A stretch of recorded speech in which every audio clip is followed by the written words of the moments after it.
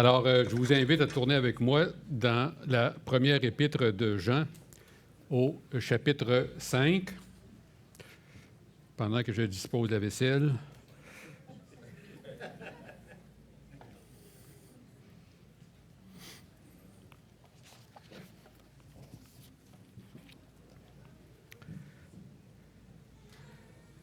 Alors, au début de l'année 2024, un groupe de frères dont je faisais partie avec Michel Penneau, Adama Dicot, David Cadotte et Christian Leclerc a été constitué pour définir le cadre d'une série de messages sur l'adoration. Messages qui ont été délivrés en mai et en juin dernier. Alors moi-même, le 26 mai dernier, dans le cadre d'un message intitulé « L'adoration, un hommage réservé », j'ai mentionné que nous ne devions pas adorer Satan, les anges, les hommes et les idoles. Lorsque j'ai abordé le volet des idoles, j'ai dit, et je me cite, « Rares aujourd'hui sont les gens qui plient le genou devant des idoles de bois ou de métal, mais d'autres idoles accaparent notre attention et notre affection. Plus que jamais, des idoles sont susceptibles de s'infiltrer dans nos vies et de nous éloigner de Dieu. En raison de l'importance et de l'ampleur de ce sujet, il est prévu que j'y consacrerai toute la période d'enseignement du dimanche 22 septembre prochain. » Fin de la citation. Voilà donc pourquoi ce matin je me retrouve devant vous pour aborder ce sujet qui constitue en quelque sorte le 6e message de cette série sur l'adoration. Les membres du comité ont souhaité qu'il soit délivré au début de l'automne 2024, qui a commencé ce matin, comme par hasard, à 8h43, afin de s'assurer qu'un minimum de personnes seraient en vacances et qu'un maximum de personnes seraient présentes. Alors, allons dans 1 Jean, au chapitre 5, qui sera le texte qui va me servir de tremplin. Et je vous convie au verset 18 de 1 Jean, chapitre 5, où nous lisons « Nous savons que quiconque est né de Dieu ne pratique pas le péché, mais celui qui est né de Dieu se garde lui-même, et le malin ne le touche pas. » Deuxième chose que nous savons que nous sommes de Dieu et que le monde entier est sous la puissance du malin. Troisième chose que nous savons aussi que le Fils de Dieu est venu et qu'il nous a donné l'intelligence pour connaître le véritable, et nous sommes dans le véritable en son Fils Jésus. C'est lui qui est le Dieu véritable et la vie éternelle. Et là, tout d'un coup, bang! Petits enfants, gardez-vous des idoles. Bonsoir.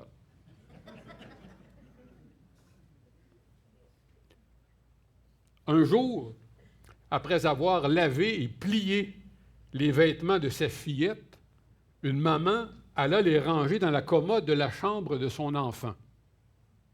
Quelle ne fut pas sa surprise en ouvrant le tiroir d'y trouver une statuette. Intriguée par cette découverte inattendue, la maman appela Annie. C'est ainsi que s'appelait la petite fille, de 4 ans,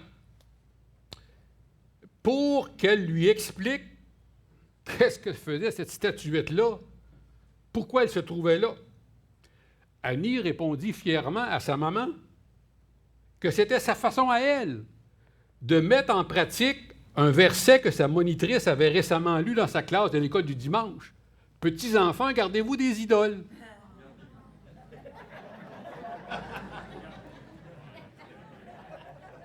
Alors, il faut se réjouir. Il faut se réjouir de la mémoire d'Annie. Annie se souvenait de ce verset biblique et il faut se réjouir de son désir de s'y conformer. Mais l'avait-elle bien compris? Et sa monitrice lui avait-elle bien expliqué? C'est ce que je vais tenter de faire ce matin. En me posant la question, qu'est-ce qu'une idole? Alors, pour économiser du temps, j'ai fait la liste des mots de famille. et je ne traiterai pas d'idolâtrie. Je ne traiterai pas d'idolâtrie, je vais me concentrer sur idole, idolâtrie et idolâtre. Alors, le nom idole a 4 définitions. Alors, je vous les projette rapidement, mais il y a des volets qui m'ont plus titillé. Alors, idole, alors, les définitions sont là, mais je voudrais m'attarder à le texte qui est en rouge.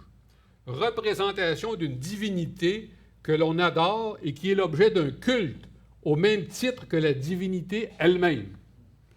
Les autres volets sont intéressants, mais moi, c'est celui-là sur lequel je voulais attirer votre attention. Voilà les 2 premières définitions. Si on regarde 2 autres définitions, tous des dictionnaires différents, encore une fois, ce qui m'intéressait, c'est le volet qui est plus en rouge à l'écran. Personne qui est l'objet d'une affection excessive, ce qui fait le sujet de l'affection, de la passion de quelqu'un. Attardons-nous maintenant au mot idolâtrie pour lequel je vous propose, en fait, j'ai trouvé 4 définitions dans les dictionnaires. Encore une fois, 2 m'ont plus interpellé. Idolâtrie, on nous dit que c'est un culte rendu à l'idole d'un dieu au même titre que si elle était Dieu lui-même. On nous dit que c'est un amour passionné, excessif pour une personne ou une chose. Et finalement, je voudrais vous parler de idolâtre. Idolâtre est à la fois un adjectif et un nom. Alors, comme adjectif, il y a aussi 4 définitions, mais j'attire votre attention sur une seule, où on nous dit que c'est quelque chose qui montre un amour extrême pour une personne ou une chose qui lui rend une sorte de culte. Ça, c'est la définition de idolâtre comme adjectif. Idolâtre comme nom, 3 définitions. J'attire votre attention sur 2. Personne qui admire quelqu'un ou quelque chose avec excès, qui ressent un amour passionné ou servile pour une personne ou des choses. Dans son sens biblique primitif, une idole est une représentation par l'image, la sculpture ou un autre moyen d'une personne ou d'un animal afin d'en faire soit un objet d'adoration, soit l'habitat d'une divinité. Un dictionnaire mentionne dans son emploi religieux que le mot « idole » a comme synonyme « fétiche », un objet fétiche. On nous parle aussi d'un totem. On voit les Premières Nations, relique, mascotte, talisman, porte-bonheur, image, fétiche qui revient encore, statuette, amulette, effigie, gris-gris, ça, je n'ai pas cherché qu'est-ce que c'était, ex-voto, médaillon, médaille, bondieuserie, scapulaire, téphiline. Alors là, je suis allé voir téphiline parce que ça me disait quelque chose. On nous dit que c'est une bande de cuir qui contiennent des versets de la Bible et que les Juifs portent à leur front ou à leur bras gauche pendant qu'ils disent leur prière. Il y a aussi main de Fatma. Je suis allé voir dans le dictionnaire, on nous dit que c'est une amulette arabe ayant la forme d'une main. Des idoles dans différentes religions. Maintenant, ce qui m'intéressait, c'est l'idolâtrie dans l'Ancien Testament. L'idolâtrie est une interdiction qui vient en tête des commandements donnés par Dieu à Moïse sur le mont Sinaï. Et j'aimerais qu'on lise ensemble, je l'ai mis à l'écran pour économiser du temps, dans Exode, chapitre 20, les versets 2 à 6, dans la version Semeur. Je lis. « Je suis l'Éternel ton Dieu, qui t'ai fait sortir d'Égypte, du pays où tu étais esclave. Tu n'auras pas d'autre Dieu que moi. Tu ne te feras pas d'idole, ni de représentation quelconque de ce qui se trouve en haut dans le ciel, ici bas sur la terre, ou dans les eaux, plus bas que la terre. Tu ne te prosterneras pas devant de telles idoles, et tu ne leur rendras pas de culte. Car moi, l'Éternel ton Dieu, je suis un Dieu qui ne tolère aucun rival. Je punis les fils pour la faute de leur père jusqu'à la 3e, voire la 4e génération, mais j'agis avec amour jusqu'à la 1000e génération envers ceux qui m'aiment et qui obéissent à mes commandements. Il y a un auteur français qui est journaliste, romancier, qui a écrit un dictionnaire amoureux de la Bible. Il s'appelle Didier Decoing. Et voici ce qu'il écrit, Didier Decoing, qui, à ma connaissance, n'est pas un chrétien. Il dit, malgré sa position de numéro 2, qui montre assez son importance dans la hiérarchie du bien et du mal, ce commandement que j'ai mis ici en rouge est sans doute celui qui se trouve le plus fréquemment violé. Il s'agit de relire l'Ancien Testament pour voir qu'à la première occasion, les Israélites ont remplacé le culte à l'Éternel par le culte du veau d'or. Les Israélites étaient à peine sortis d'Égypte qu'ils tombaient déjà dans l'idolâtrie. Il n'y avait aucun prêtre encore, aucune idole, aucun temple païen pour les attirer, mais ils ont réussi à faire leur propre idole et à instituer leur propre cérémonial. Dans l'Ancien Testament, les idoles sont régulièrement visées par les prophètes juifs parce que le peuple était souvent oublieux des préceptes et des lois religieuses. Et il pouvait facilement se laisser impressionner par les idoles étrangères des pays voisins. Israël, dans son histoire ancienne, a souvent été attiré par diverses idoles. Ce thème de l'idolâtrie est très répandu dans l'Ancien Testament, où les idolâtres et leurs idoles font l'objet de virulentes critiques de la part des prophètes. Ésaïe est l'un de ceux qui a le plus vigoureusement dénoncé l'idolâtrie de son peuple. Il dit « Le pays est rempli d'idoles. Ils se prosternent devant l'ouvrage de leurs mains, devant ce que leurs doigts ont fabriqué. » Il ira même jusqu'à qualifier les enfants d'Israël de fabricants d'idoles, fabricateurs d'idoles. Par la bouche d'Ézéchiel, Dieu a reproché aux anciens d'Israël de porter leur idole dans leur cœur. Au chapitre 20 de son livre, le prophète Ézéchiel déclare que le peuple d'Israël n'a cessé d'être un peuple idolâtre, en Égypte, au désert, en Canaan. Malheureusement, l'adoration des idoles fut une pratique constante tout au long de l'histoire d'Israël. Pendant des siècles et des siècles, les prophètes ont eu à lutter contre le culte des idoles. L'Ancien Testament décrit un combat constant entre le culte authentique rendu à Dieu et les séductions de l'idolâtrie. Maintenant, jetons un coup d'œil à propos de l'idolâtrie dans le Nouveau Testament. Jésus a défini, a résumé l'adoration authentique en disant « Tu adoreras le Seigneur ton Dieu et tu le serviras lui seul. » Luc, chapitre 4, verset 8. Et vous savez, à l'époque du Nouveau Testament, l'idolâtrie était pratiquée dans tout l'Empire romain et l'Église primitive était confrontée à cette problématique-là et y a résisté avec acharnement, comme on va le voir. La lecture du premier chapitre de l'Épître aux Romains nous révèle que l'idolâtrie est un signe de dérèglement humain, une perversion de la vraie religion. Elle représente un déclin spirituel. Dans la Bible, aucune accusation n'est plus sérieuse que celle de l'idolâtrie. Et je vous invite à lire avec moi le texte à l'écran qui est tiré de Romains chapitre 1, les versets 20 à 32, dans la version Sommeur. Verset 20. « Car depuis la création du monde, les perfections invisibles de Dieu, sa puissance éternelle et sa divinité se voient dans ses œuvres quand on y réfléchit. Ils n'ont donc aucune excuse, car alors qu'ils connaissent Dieu, ils ne lui rendent pas l'honneur que l'on doit à Dieu et ne lui expriment pas leur reconnaissance. Ils se sont égarés dans des raisonnements absurdes et leur pensée dépourvue d'intelligence s'est trouvée obscurcie. Ils se prétendent sages, mais ils sont devenus fous. » Verset 23 sur lequel je veux attirer votre attention. « Ainsi, au lieu d'adorer le Dieu immortel et glorieux, ils adorent des idoles. Voilà comment se manifeste la folie des hommes. Les idoles, images d'hommes mortels, d'oiseaux, de quadrupèdes ou de reptiles. Et la conséquence, c'est pourquoi Dieu les a abandonnés aux passions de leur cœur, qui les portent à des pratiques dégradantes, de sorte qu'ils ont avili leur propre corps. Oui, ils ont délibérément échangé la vérité concernant Dieu contre le mensonge. Ils ont adoré la créature et lui ont rendu un culte au lieu du Créateur, lui qui est béni éternellement. » Autre conséquence, voilà pourquoi Dieu les a abandonnés à des passions avilissantes. Leurs femmes ont renoncé aux relations sexuelles naturelles pour se livrer à des pratiques contre nature. Les hommes, de même, délaissant les rapports naturels avec le sexe féminin, se sont enflammés de désir les uns pour les autres. Ils ont commis entre hommes des actes honteux et ont reçu en leur personne le salaire que méritaient leurs égarements. Ils n'ont pas jugé bon de connaître Dieu.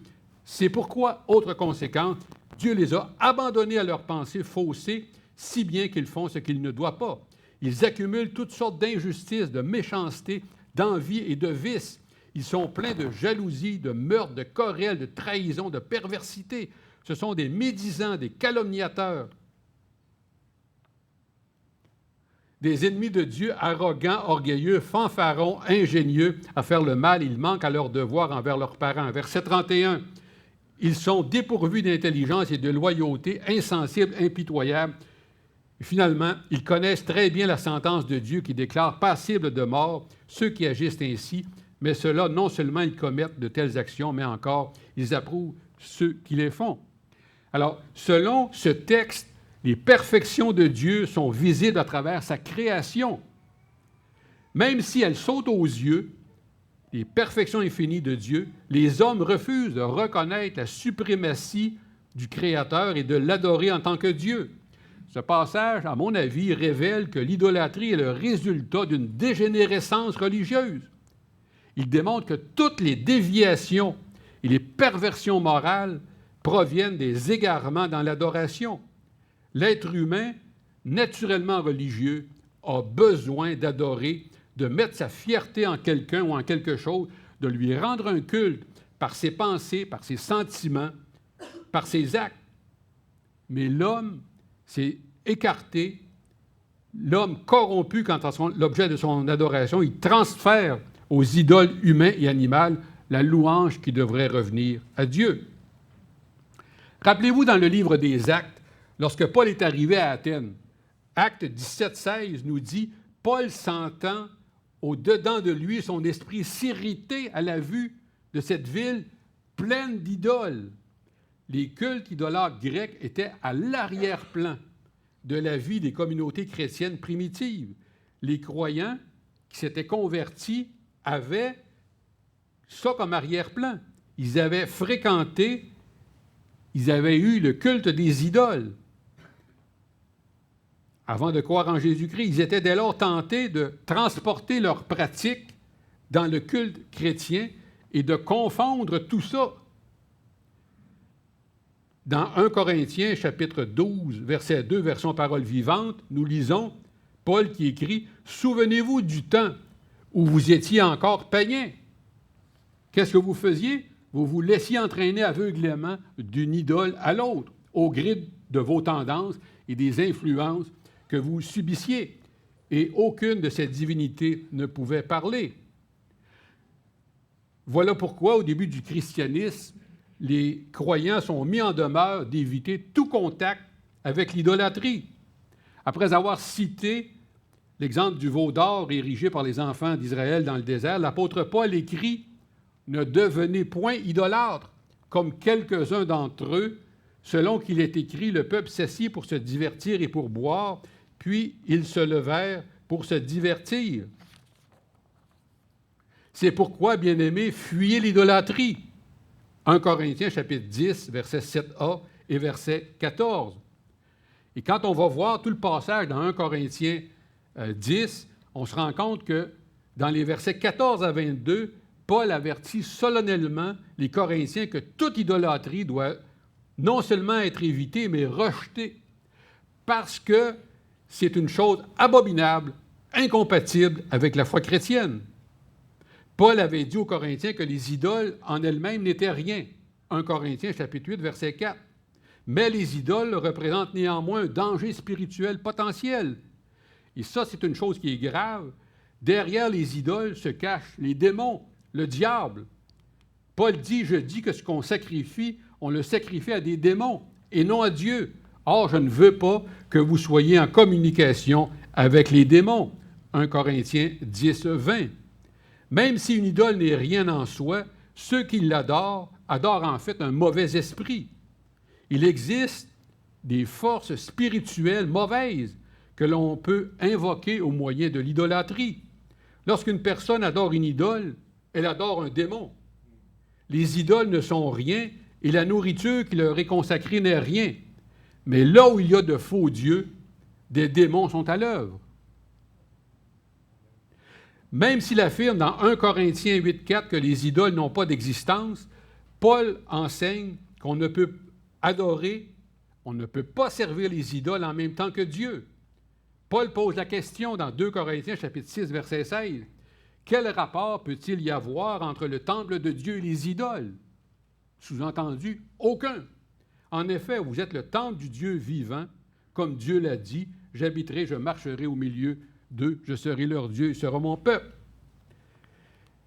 Dans la première lettre que Paul a adressée aux Thessaloniciens, il écrit « Vous vous êtes convertis à Dieu en vous détournant des idoles pour servir le Dieu vivant et vrai. » C'est intéressant parce que Paul nous dit que le fait que ces nouveaux croyants se sont détournés de l'idolâtrie dans la repentance, c'est une manifestation de l'authenticité de leur foi.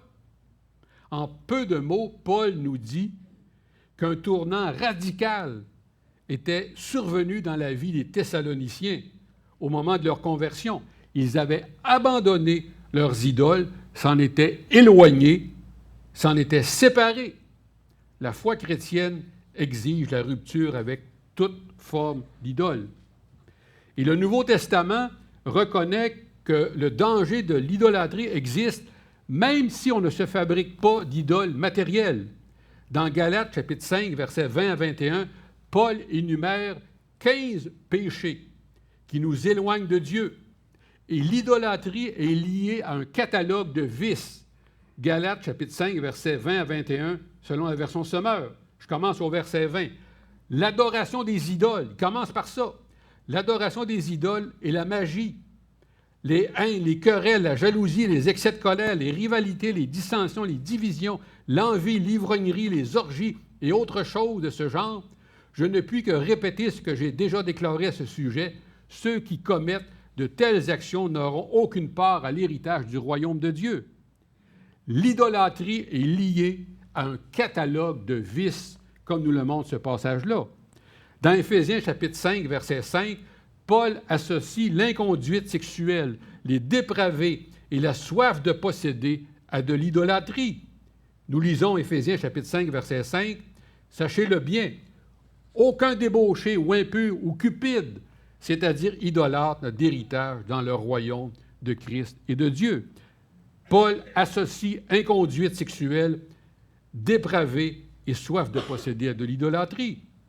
Et dans Colossiens 3, 5, Paul assimile le vif désir de posséder de l'argent ou des biens de l'idolâtrie.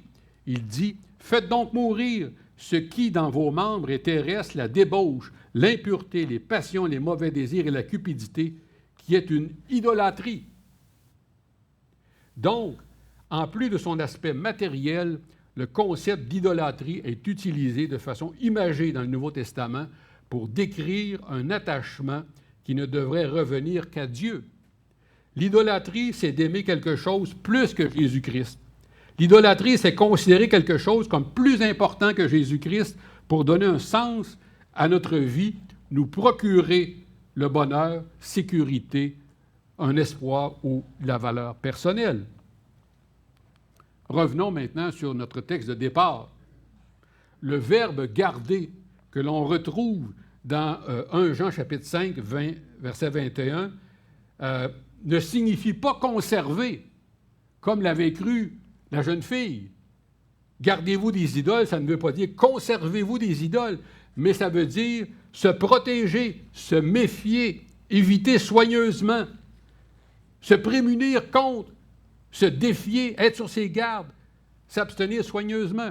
D'ailleurs, quand on va lire 1 Jean 5, 21 dans d'autres versions, voici ce qu'on trouve. « Petits enfants, attention aux idoles », version Maretsu. « Mes enfants, soyez en garde contre les idoles », version Reuss. « Mes chers enfants, tenez-vous en garde contre toutes les idoles », version Parole vivante. « Mes enfants, faites attention, ne suivez pas les faux dieux », version Parole de vie.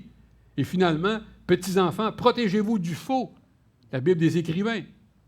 L'apôtre Jean demande donc à ses lecteurs de n'avoir rien à voir avec les idoles. Point à la ligne. Il s'agit clairement d'une mise en garde, d'un sérieux avertissement à l'égard des idoles qui sont susceptibles de nous séduire, de s'infiltrer dans nos vies et de nous éloigner de Dieu. Et dans le texte que nous avons pris comme point d'appui dans 1 Jean chapitre 5, versets 18 à 21, Jean, avant de conclure, emploie l'expression qui témoigne d'une grande affection. Il dit « petits enfants ». Il avait utilisé cette expression-là à 8 reprises auparavant dans sa première épître. Mais à la place d'une formule d'adieu, d'au revoir, semblable à celle qu'on retrouve dans les épîtres de Paul, Jean met fin abruptement à sa lettre en disant « petits enfants, gardez-vous des idoles ». C'est un peu sec comme conclusion.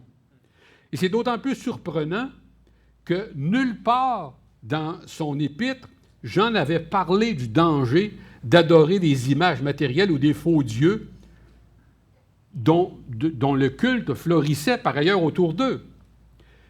Et même on pourrait penser que l'avertissement de Jean est un peu comme superflu, parce que dans son épître, Jean avait écrit 1 Jean chapitre 2, verset 20, je vous lis la version sommaire, il écrit « Vous, au contraire, vous avez été oints du Saint-Esprit par celui qui est saint, et vous avez tous la connaissance. » Voilà ce qu'il disait à propos de ses interlocuteurs.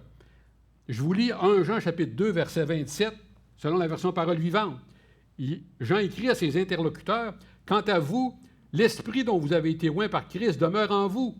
Vous n'avez donc pas besoin que l'on vous instruise, car cet Esprit dont vous avez été oints vous enseigne tout, il est véridique, il ne ment pas. » Donc, Jean se réjouit de la santé spirituelle des gens à qui il écrit. Voilà pourquoi moi je suis étonné qu'il leur serve un tel avertissement, gardez-vous des idoles. Comment ça se fait ça qu'il y avait besoin d'être mis en garde contre une erreur aussi monstrueuse? Eux qui étaient remplis du Saint-Esprit, eux dont Jean dit beaucoup de bien. Le terme grec qui a été traduit en français par idole, ici dans 1 Jean, apparaît à 11 reprises dans le texte original du Nouveau Testament. Il désigne la représentation d'un être qu'on fabrique et auquel on rend un culte.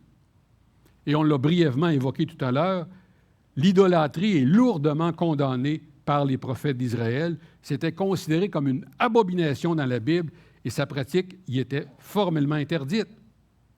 Et pourquoi l'idolâtrie est-elle si fermement condamnée? C'est parce qu'elle éloigne du Dieu vivant. Mais voici maintenant la partie la plus intéressante. L'idolâtrie au 21e siècle. L'idolâtrie, telle que la Bible la présente, a largement disparu des sociétés avancées. Elle est considérée comme appartenant aux religions primitives. Et certains protestants se moquent des catholiques où le culte des reliques, des statues, persiste. Rares sont les gens qui, au Québec, aujourd'hui, vénèrent des statues de bois, de pierre ou de métal précieux. Mais l'idolâtrie, c'est beaucoup plus que simplement se courber devant de tels objets. D'autres idoles accaparent notre attention et notre affection aujourd'hui. Il faut donc se poser la question, en quoi consiste l'idolâtrie aujourd'hui, en 2024? L'épisode du veau d'or qui nous est rapporté dans Exode 32 nous apprend que l'idolâtrie est le résultat d'un relâchement moral dans la vie. Comme il est écrit, le peuple s'assit pour manger et pour boire, puis ils se levèrent pour se divertir. Et en voici le résultat. Moïse vit que le peuple était en plein désordre. Évoquant cette dérive spirituelle, Étienne déclare « Ils façonnèrent un veau et se mirent à offrir un sacrifice à l'idole et à célébrer de joyeuses fêtes en l'honneur de ce qu'ils avaient eux-mêmes fabriqué de leurs mains. » Il me semble qu'il y a là une certaine ressemblance avec la société d'aujourd'hui.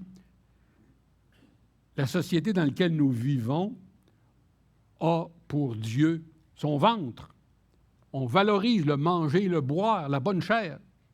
On valorise les arts, la culture, les loisirs, faire la fête. et on valorise la science, les techniques, les technologies, les œuvres de nos mains. Timothy Keller, que peut-être certains d'entre vous connaissez, a écrit « Pratiquement tout peut devenir une idole. Surtout les meilleures choses de la vie. » Timothy Keller dit qu'une idole, c'est tout ce qui est plus important que Dieu dans notre vie. C'est tout ce qui captive notre cœur, notre imagination. Une idole est tout ce qui vient s'interposer entre Dieu et mon cœur. Tout ce qui, dans mon cœur, prend la place qui revient à Dieu. Et la place qui revient à Dieu, c'est la première. Tout ce que nous préférons à Dieu est en fait une idole, que ce soit le plaisir, notre métier, l'argent, les biens matériels, le rang social, la célébrité, la famille. Si dans la vie de tous les jours, ces choses prennent la place de Dieu, ce sont nos idoles. Et nous en sommes les adorateurs. Ce sont de faux dieux. Elles appartiennent à l'ordre du monde.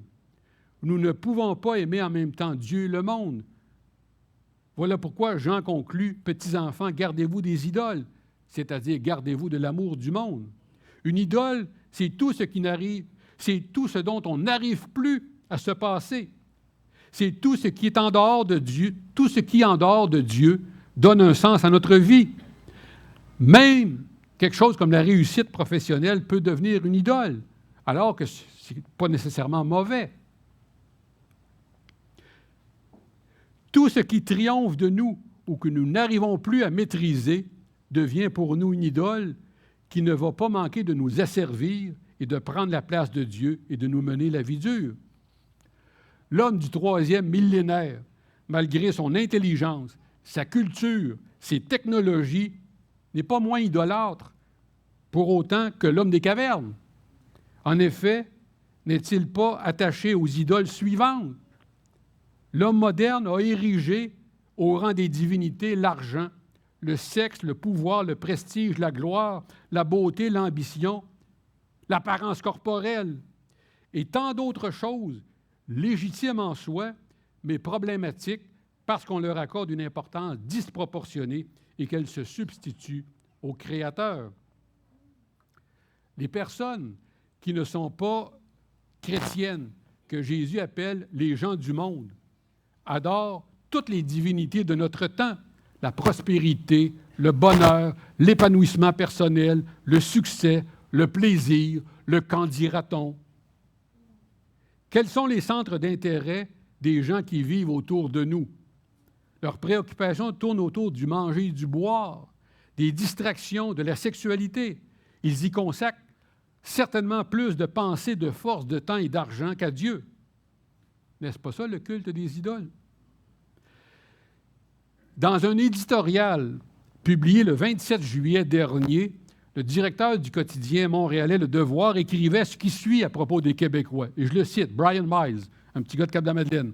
« Nous avons tué Dieu, mais nous ne sommes pas venus à bout de l'irrépressible besoin de croire, comme en atteste la montée en force de la spiritualité à base de tarot, de sorcellerie, de chakras ou de roches magiques. » Fin de la citation.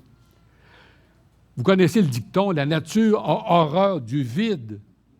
Le cœur de l'être humain aussi a horreur du vide.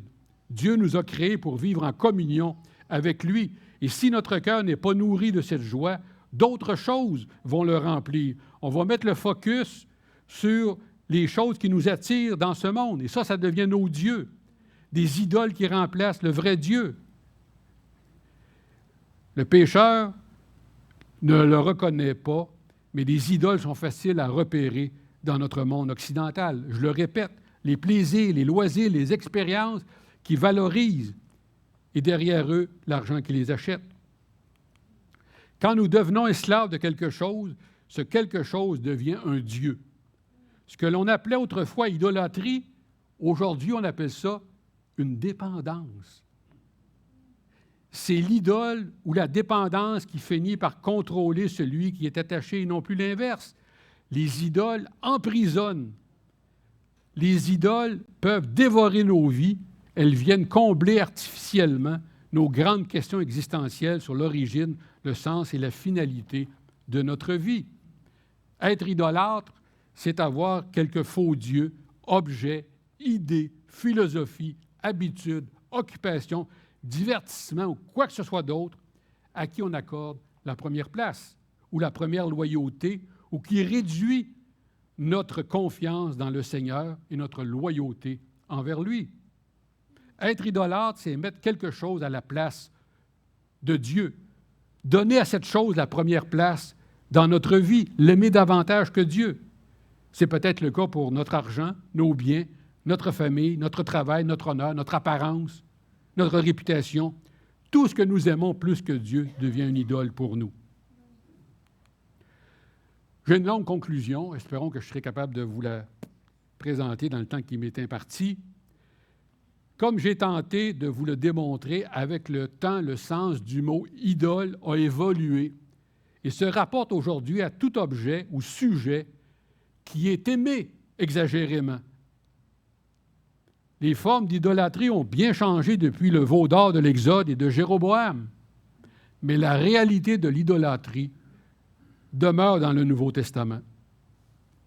Si, comme aujourd'hui, vous venez adorer l'Éternel et que durant le restant de la semaine, vous sacrifiez, comme tout le monde, temps, force et argent aux idoles actuelles, bien vous venez de démentir par votre vie de tous les jours le culte que vous prétendez rendre ici à Dieu ce matin. L'idolâtrie demeure un danger pour le croyant et celui qui se tourne vers le Dieu de la Bible. Il appartient à chacun d'entre nous de discerner dans son propre contexte, dans sa propre vie, les formes que prend l'idolâtrie. Malheureusement, la plupart du temps, on ne discerne pas les idoles dans nos propres vies, mais on a beaucoup de facilité et de talent pour discerner celles dans la vie des autres. Nous sommes enclins à adorer ce que nous croyons être source possible de joie, de bonheur, de paix, de contentement, etc. Il nous est facile d'affirmer qu'en définitive, nous adorons Dieu, mais notre vie quotidienne révèle les dieux concrets que nous servons au moment présent. Nous adorons tout ce qui donne un sens à notre vie et fait notre bonheur, même si nous ne sommes pas prêts à l'admettre. Une idole, c'est ce sur quoi nous nous appuyons pour nourrir notre estime de soi, notre identité, notre bonheur, notre sécurité, notre espoir. Après avoir médité 1 Thessaloniciens 1:9, où Paul raconte que les Thessaloniciens se sont convertis à Dieu en abandonnant les idoles pour servir le Dieu vivant et vrai, un commentateur écrit « Ce verset m'interroge sur les idoles qui me menacent. J'ai besoin de les identifier pour les combattre et m'en détourner. » Dans le chapitre 3 du livre de Daniel, il nous est rapporté que le roi Nebuchadnezzar fit construire une statue d'or de 30 mètres de haut et de 3 mètres de large, devant laquelle tous devaient se prosterner et que tous devaient adorer. Les 3 amis de Daniel furent les seuls à refuser de s'incliner devant cette statue, cette idole. Au risque de leur vie, ils respectèrent la loi de Dieu qui interdit de s'incliner devant des statues. Quelles sont les statues de ma vie? Quelles sont les statues dans votre vie? Votre téléphone?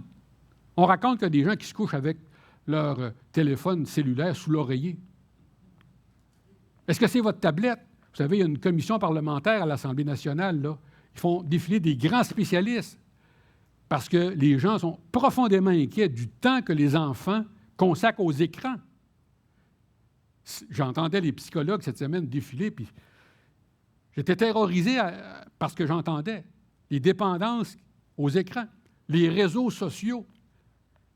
Vos amis, quelles sont les idoles dans votre vie? Quelles sont les statues dans votre vie? Dans votre vie, qu'est-ce qui pourrait le plus rivaliser avec Dieu et ainsi constituer une idole?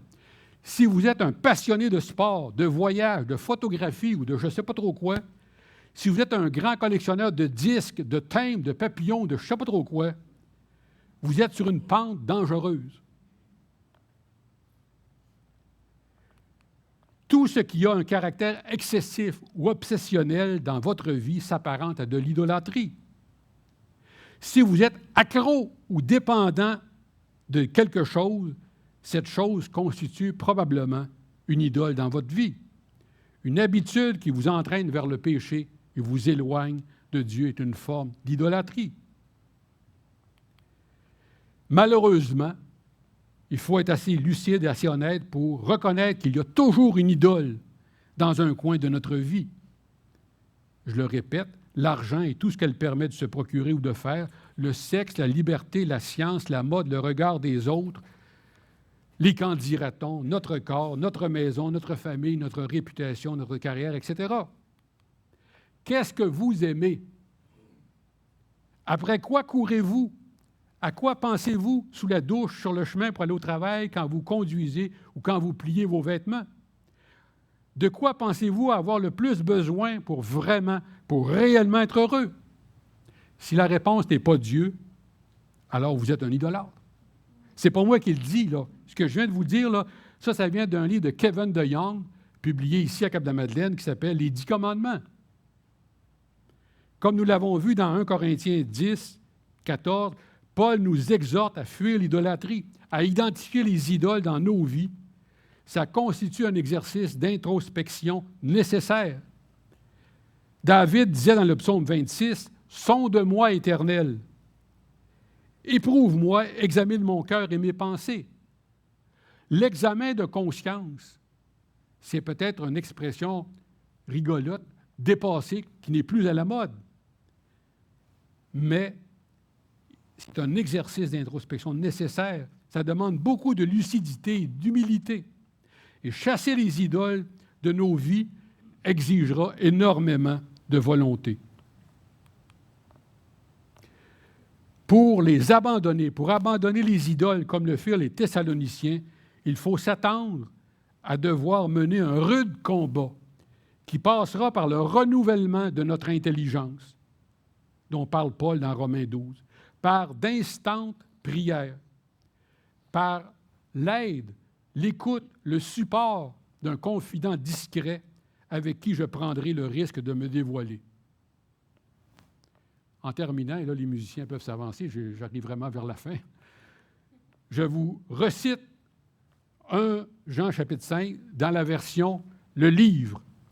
Mes chers enfants, gardez-vous de tout ce qui peut prendre la place de Dieu dans votre cœur. Prions.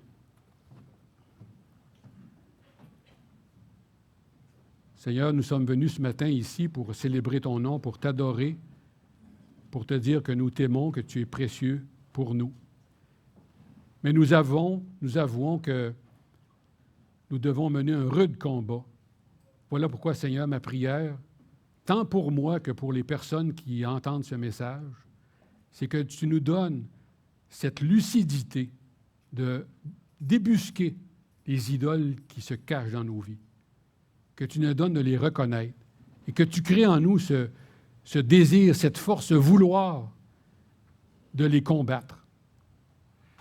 Seigneur, nous avons besoin de ton aide et ma prière, c'est que tu suscites, que tu fasses de moi, que tu fasses de mes frères et sœurs des aides avec qui on va pouvoir partager nos combats, avec qui on va pouvoir partager nos luttes, qui vont nous aider à avoir la victoire sur les idoles dans nos vies. Seigneur, merci pour ta patience à notre égard. Merci parce que tu as commencé une œuvre dans nos vies et que tu veux la terminer. Merci de ne pas nous abandonner à nous-mêmes. Merci de ta grâce. Nous te prions au nom de Jésus. Amen.